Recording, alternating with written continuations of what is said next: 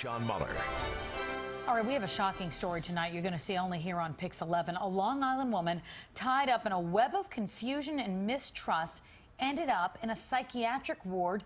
Thanks for staying with us on this Thursday. I'm Tamsin Fidel. I'm John Muller. The bank executive says she was held against her will. Pix 11's Nicole Johnson joining us now with more details. Nicole.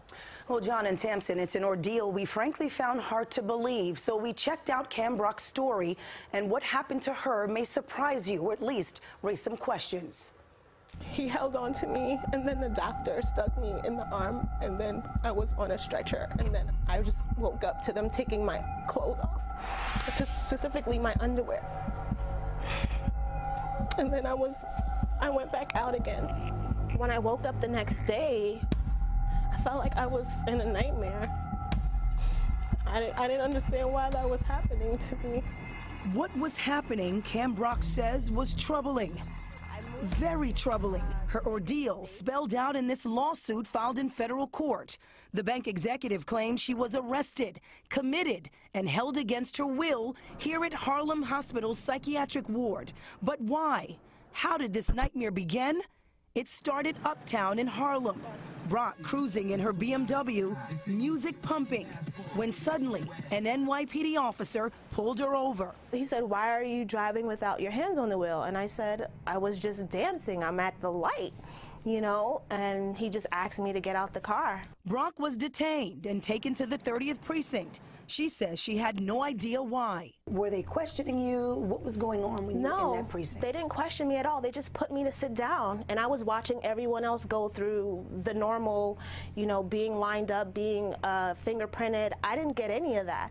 I was just waiting. After a long wait at the precinct, Brock was released. No charges filed. But she was told to return the next day to pick up her car. That's when things took a dramatic turn. It started when she showed up here at this police substation instead of the precinct. The lawsuit claims police reacted with insults and disbelief that Brock could possibly own a BMW. I just felt like from the moment I said I owned a BMW, I was looked at as a liar.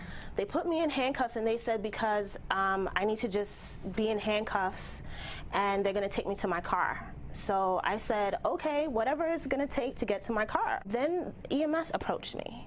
And they said, you know, we're going to take you to your car.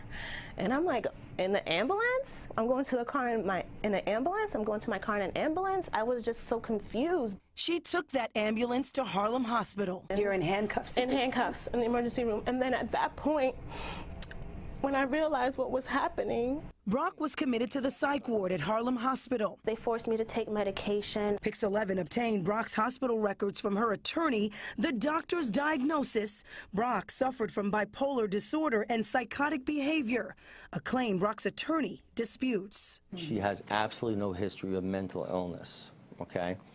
To brand her as being mentally ill for the sole reason that she claims to own a BMW, which she in fact owns. To claim that she's a businesswoman, a banker, which she is something that is absurd. That medication was lithium and powerful sedatives. Brock spent 8 days in the hospital and released.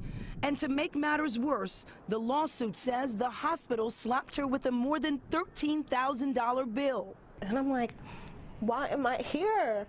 You know, oh, because you're a danger to yourself. And I'm like, how am I a danger to myself? I was just trying to get my car. That's all I was doing. Brock's lawsuit, which names the city, the hospital, and unnamed police officers, is playing out in court.